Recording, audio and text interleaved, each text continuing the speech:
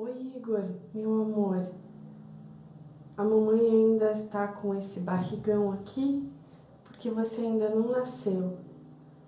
A data prevista para você nascer era dia 24 de outubro, mas hoje já é dia 30 e você ainda não quis sair daqui.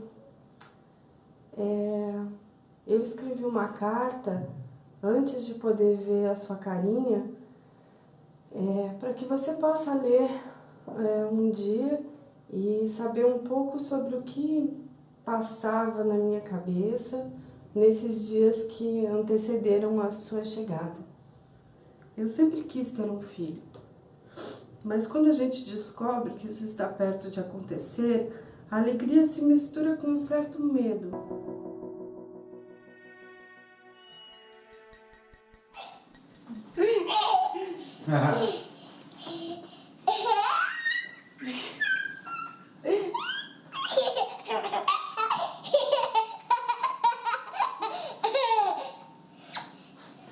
Meu nome é Patrícia, sou solteira, tenho 33 anos, meu filho se chama Igor, ele é uma criança muito bem-humorada, ele é muito doce.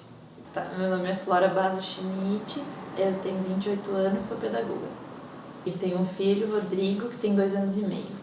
É uma criança que me desafia bastante, a gente tem jeitos diferentes, a gente tem ritmos diferentes.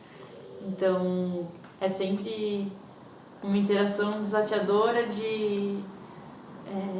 disso, né? Das diferenças e da gente encontrar, mas essa é a graça, talvez. Oi, que bebê fofo. Opa! Opa! Natália Pinheiro, eu tenho 25 anos, sou estudante de letras e sou bolsista de iniciação científica. Eu sempre pensei que eu queria ter filho um dia, mas era assim, quando eu terminar o doutorado, quando eu achar alguém certo, quando eu descobrir quem eu sou. Era sempre uma coisa mais distante, não era um plano real, sabe? Eu sou a pessoa que sempre quis ser mãe, desde muito criança, assim. Tanto que eu acho que eu sempre tive muito medo de engravidar, porque eu sabia que, no fundo, eu queria ser mãe, mesmo antes de ser uma hora conveniente, digamos, na minha vida para ser mãe. Mas sim, eu sempre tive o desejo de ser mãe, não foi? O Rodrigo veio por acidente, foi um susto, assim, mas ao mesmo tempo ele tinha sido desejado desde sempre, assim, né? Sempre quis muito ser mãe, muito, muito. Desde os 15, assim, que eu tive realmente isso muito certo.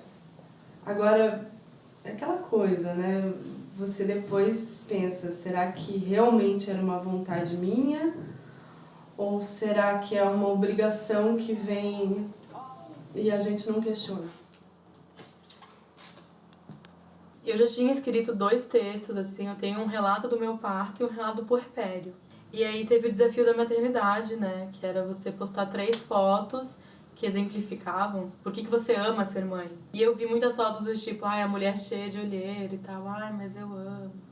Aquele sentido de tudo vale a pena porque eu amo o meu filho, né. E aí eu li um relato de uma menina que tinha um bebê recém-nascido, eu acho, 45 dias.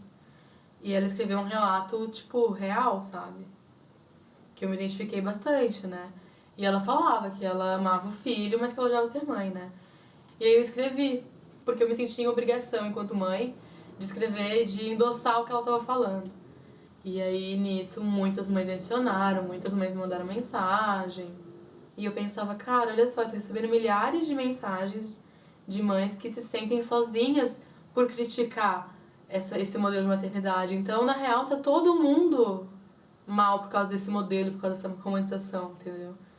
Até agora nós éramos os filhos e mudar de posição não é tão fácil. Fico imaginando você pequenininho olhando para a gente como uma referência do que é ser adulto, assim como nós olhávamos para os seus avós. A questão é que nenhum bebezinho vem com um manual de instruções. E nenhum pai ou mãe é esse adulto que as crianças imaginam. Era incrível, porque quando eu chorava, ele soluçava. Todas as vezes que eu chorava, eu sentia aquela pulsação. Ficava muito sozinha, me sentia bastante negligenciada e muito deprimida. Então, né, caía naqueles choros assim intermináveis. Eu tinha medo que ele sentisse aquilo como se fosse uma coisa para ele. E então era muito comum, toda vez que eu chorava, eu falava para ele: querido, isso não é contigo. A mamãe não tá triste contigo, não tô chorando por sua causa. Eu tentava mostrar para ele que ele era bem-vindo. Sei lá, chega matéria de todo lado, sabe? Tudo que você faz vai influenciar a criança de alguma forma, tudo que acontece e tal. Acho que é uma pergunta diária, né? Assim, que a gente acaba fazendo por conta das situações que vão surgindo, né? Será que eu sou uma boa mãe? Teve uma vez que o Yuri tinha acordado várias vezes de madrugada. E aí eu acordei. E eu tava dormindo picadinho, que pra mim é a pior coisa, eu prefiro virar à noite. E aí eu acordei, né, ele chorando, daí eu levantei, eu tava indo pro quarto dele, e eu falei: cara, que inferno de vida. E tipo, eu falei, né, não eu só pensei, eu verbalizei e fui lá, peguei ele, dei mamar. O Yuri tinha problema pra dormir, ele só dormia no colo, depois de muita cantoria, tipo, eu morrendo de sono, enfim. Algumas semanas depois, o pai me jogou na cara que eu tinha dito isso. Que era um absurdo completamente surreal. Uma mãe falar que inferno de vida ao ir acolher e pegar seu filho no colo. E nesse momento a minha realidade era o Yuri e ele, né? Porque era o convívio. Então eu tomei aquilo como uma verdade absoluta. E eu comecei a achar que eu era a pior mãe do mundo. Sabe? Que, nossa, como que eu não sinto prazer em acordar às 3 da manhã depois de ter dormido 10 minutos pra pegar meu filho? Como que isso me incomoda? Eu tinha que acordar, tipo, sorrindo e vendo passarinhos. Eu lembro que as pessoas falavam assim: nossa, como passou rápido. Eu dizia: porque você dorme à noite. A pessoa bem assim, na lata, mas eu lembro de ter momentos em que eu pensava: meu Deus, isso nunca mais vai acabar, minha vida agora vai ser isso. E não, né? Hoje em dia, por exemplo, já é completamente outra coisa.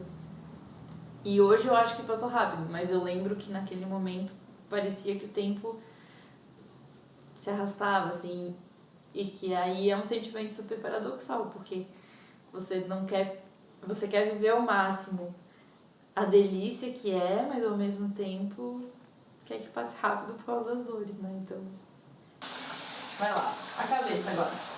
Não pode pegar. Não, agora eu vou te ajudar, porque a cabeça a mamãe ajuda. Ó, olha lá. Sim, hoje é dia de lavar a cabeça. Eu penso que eu sei qual é a melhor mãe que eu consigo ser e várias vezes eu não consigo ser essa mãe. Geralmente por cansaço, mas isso me gera culpa, assim. Ó, vou contar até 20, tá? 1, 2, 3.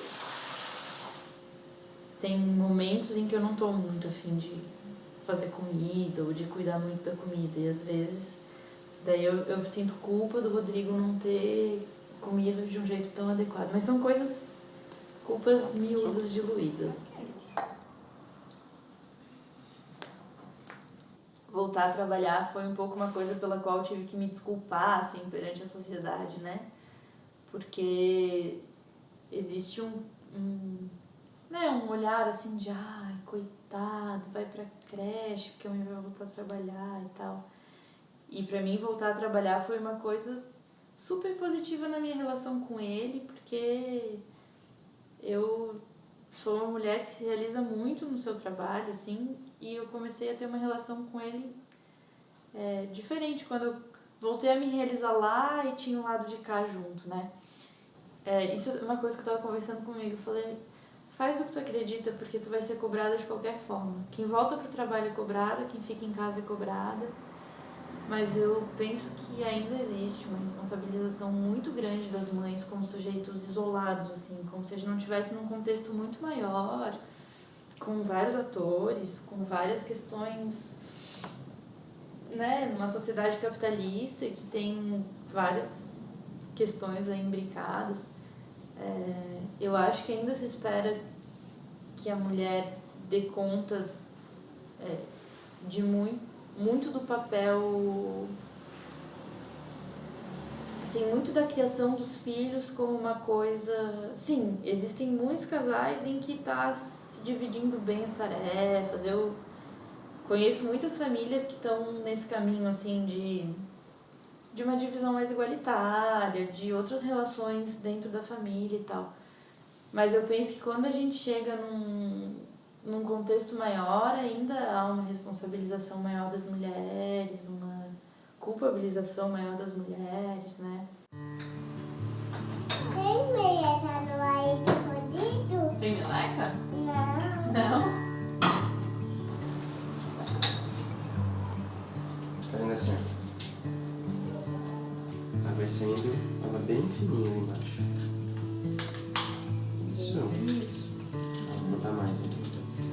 Isso. Pega ali. Isso. Quer experimentar?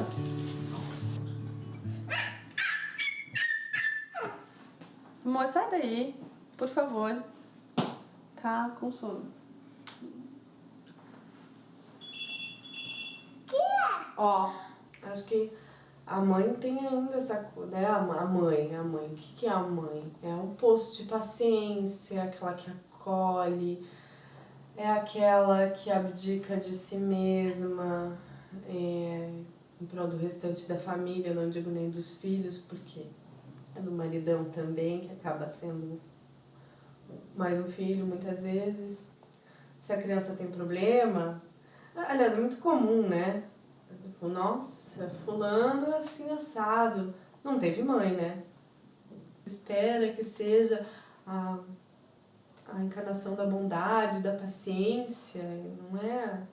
É um ser humano, né? Que, enfim, tá cheio de dúvida, tá cheio tem suas questões, tem os seus problemas, né? E que vai perder a paciência, vai perder a paciência, não vai saber como lidar em certos momentos, não vai saber o que fazer, vai ver que fez errado e vai pedir desculpa. Ei, olha aqui, essa bolacha vai ficar no chão? Você acha legal isso? Eu não acho, não. Eu fico muito triste quando você faz isso, sabia? Eu acho assim, essa coisa tem que trocar fralda, acho que tá muito vinculado a isso, né? O nascimento de uma criança. Nossa, não vai dormir, tem que trocar fralda, tem que amamentar. Isso é uma parte, a menor, porque eu acho que o pior de tudo não é isso, não é essa coisa de eu preciso providenciar a janta. É educar a criança e ter paciência, às vezes, para lidar com as fases dela. Você nunca se imagina repetindo 50 vezes a mesma coisa no mesmo dia. Ou não exatamente a mesma coisa, mas falando não suba na estante. Querido, não mexe na televisão que pode cair em cima de você. Não. E ao mesmo tempo ali que você está em dúvida sem saber o que você faz, qual a melhor maneira, você sente o peso que sabe? Obrigado. Muito obrigada. Aliás, obrigada não, né? Não fez mais do que obrigação. Você é responsável pela criação de um ser humano, né? E você é um ser humano, você é falho, você vai errar. Eu ficava muito triste porque eu achava isso muito pesado pra mim. Eu pensava, cara, eu não tenho como fazer isso, sabe? Não tem que escovar o dente? Quer escovar os dentes agora? Vai dormir? Eu também. Ah, é? Então tá. Tá, mamãe? Tá, Rodrigo. Tem cobrança de tudo quanto é lado, né? Tem cobrança... eu brinco, né? Eu digo... Eu era a melhor mãe do mundo até ter filho, né? Acho que tem muita cobrança sobre o comportamento das crianças, e sempre como como um olhar para a família, mas principalmente para a mãe, né? Acho que as mães carregam muito isso, assim. Ontem mesmo, tava num espaço, quando eu cheguei nesse lugar, tava o Rodrigo comendo bolacha com 3 moças em volta rindo dele, dando bolacha pra ele e tal, e ele, né, super fazendo a sua social.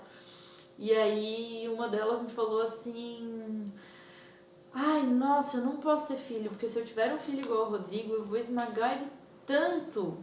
Daí eu olhei pra ela e disse assim: não se preocupa, que depois de 2 anos sem dormir uma noite inteira, teu sentimento ia ser bem outro. Nossa, os 3 pararam de me olhar assim. Falei, gente, maternidade real. Mas, claro, eu falei brincando, uma coisa que é séria na verdade, porque é verdade. Quando você tem a rotina, não é que eu não ame o Rodrigo, que eu não acho ele... Tem horas assim que eu tenho vontade de esmagar, porque é muito fofo. Claro que sim. Mas é outra relação, né? E a reação das pessoas quando você fala uma coisa dessas mostra que mesmo nos meios mais abertos ao diálogo e tal, existe um pouco esse tabu, assim, de você mostrar, né? Acho que essa coisa de amor de mãe é uma coisa muito incontestável, assim, que não dá pra dizer que não é só isso. Então, tem que mostrar o lado B, né? Justamente para que as pessoas se sintam acolhidas, não se sintam estranhas. Então tem esse lado sim, mas tem também, eu acho, um lado da vida comum, assim, vamos dizer, sabe? Do quanto ainda é tabu você conversar de boa sobre as coisas.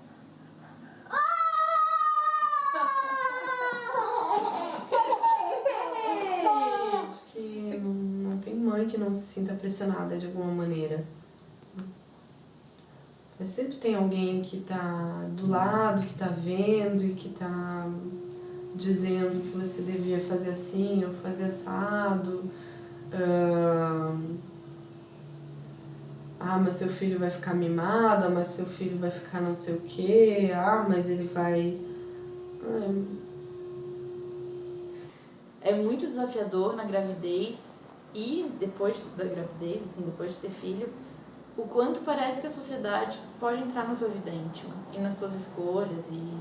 Então, inclusive com um olhar muito de julgamento, né? E com um olhar muito pejorativo para as tuas escolhas. Ou pelo menos com o direito de palpitar sobre todas as coisas que na verdade são de um fórum muito íntimo.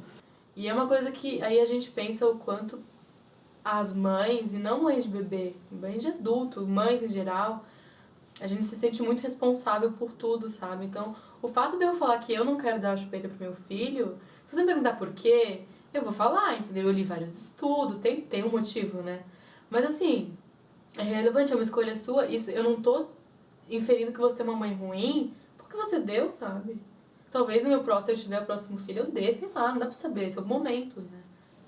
Uma coisa que a gente falava muito era assim, deixa a gente cometer nossos erros. Mesmo que a gente esteja equivocado, a gente quer experimentar o jeito que a gente considera que tá certo. Tipo a questão do açúcar, o Yuri não come nada com açúcar, né? E não vai comer antes dos 2 anos, e mesmo depois dos 2 anos vai ser bem assim. Porque não deve, porque vicia o paladar é desenvolvido até os 2 anos, enfim. E aí quando eu comento com alguém, não, mas eu dei, e tá vivo. A gente viveu menos isso. Assim, pelo menos pelo que eu observo. Mas eu penso que essa questão da gente ter dito, os 30 primeiros dias são nossos, colocou as pessoas no lugar, não num lugar de distanciamento ou de desconforto, mas de entender que existe esse espaço que é nosso, de nós 3, sabe? E no fundo eu acho que é uma coisa que a gente precisa ignorar e a gente precisa, sabe, papo é A e B. Você vai perceber o que... A gente vai construindo isso, vai vendo que funciona, né? E de achar o limite, né? Que é tênue também. Entre o que é palpite e o que são coisas importantes de você se ligar, né? Tem muitas coisas que eu ignoro sobre a educação do Rodrigo e o corpo dele e tal, e que e que eu gosto quando me informam. Então é muito tênue essa questão entre o julgamento e a ajuda. Acho que é muito mais uma questão de jeito, né? De você fazer pelo diálogo mais aberto, mais acolhedor do que pelo julgamento. Assim. Eu nunca tinha me imaginado sozinha, porque a situação é essa. Eu raramente tenho momentos em que estou eu, meu filho e uma terceira pessoa. Ou sou eu sozinha, ou sou eu e meu filho. Então não tem aquela coisa de tô irritada, tô muito cansada, eu vejo que eu tô chegando no meu limite e eu posso olhar pro lado e falar: ei, por favor, assume aqui 2 minutinhos, deixa eu ir ali, eu não tô aguentando, eu não tenho como fazer isso. Assim, eu acho que na criação da criança é muito importante, tal. Uma rede de apoio nesse sentido de ajudar e tal. Mas eu acho mais importante porque, assim, por mais que ainda seja muito difícil pra mim, assim, eu sinto todos os dias uma solidão extrema, um abandono, assim, é muito pesado você ser responsável pela vida de alguém quando às vezes você só quer sumir, sabe? Kitty, vai dar um abraço na mamãe? Cadê meu beijo? Bem gostoso. Aqui, quero um beijo na minha bochecha. Ah, te amo, sabia? Eu também. Ah, você também? Ó. Deixa o papai lá pro Belém. Dá tchau. Dá tchau pra todo mundo. Tchau! Tchau! Eu acho que às vezes não é do interesse das pessoas comentarem. Talvez porque a gente saiba que não vai ser compreendida, talvez porque seja chato você ficar também se lamentando, né? Então, acho que esses comentários acabam surgindo mesmo quando você encontra outra mãe que está numa situação muito parecida com a sua. Porque aí, em algum momento, uma das duas se abre e pergunta: ei, como é que o seu filho reage quando acontece isso? O que você tem feito? Sabe? Mas sabe o que eu sinto? Sabe o que me irrita? E é nesses momentos que a coisa vem.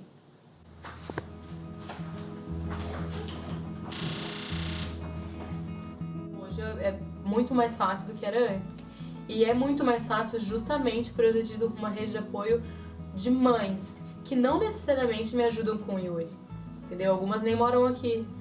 Mas a gente conversa e é o que eu recebi nas mensagens. É saber que você não tá sozinho.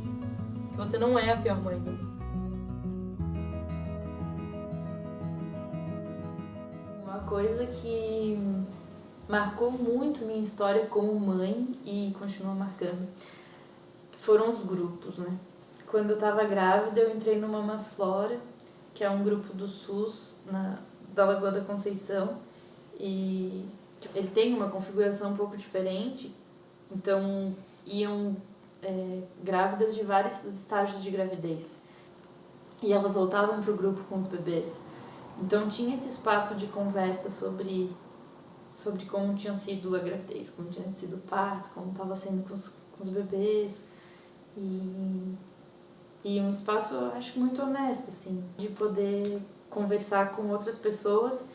E essa questão de ver as mulheres que tinham as mesmas angústias, as mesmas dúvidas, as mesmas preocupações, e lá a gente conseguia conversar sobre as coisas que estavam acontecendo, sobre os sentimentos negativos, sem julgamento, assim, com muita troca, né?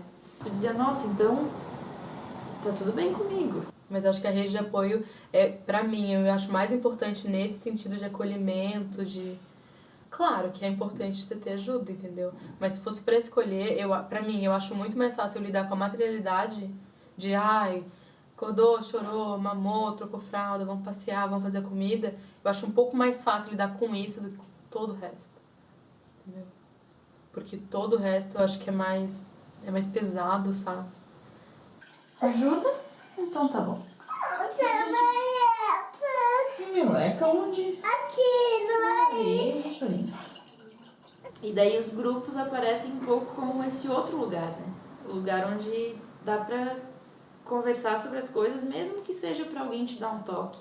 Mas é um outro olhar, é um olhar que não é de julgamento, é um olhar que é de tentar te ajudar a perceber o que vai dar certo no teu contexto, na tua vida e tal. Que bom que tem espaços em que as pessoas estão conversando, mas eu queria que isso fosse uma coisa mais generalizada, assim. Desejo que mais mulheres tivessem acesso a isso e que fosse uma coisa que pudesse ser conversada muito mais tranquilamente, sabe? A gente vai estar sempre ao seu lado, lhe dando apoio para tudo que possa lhe trazer felicidade. Um beijo, um abraço bem forte, com muito carinho da mamãe.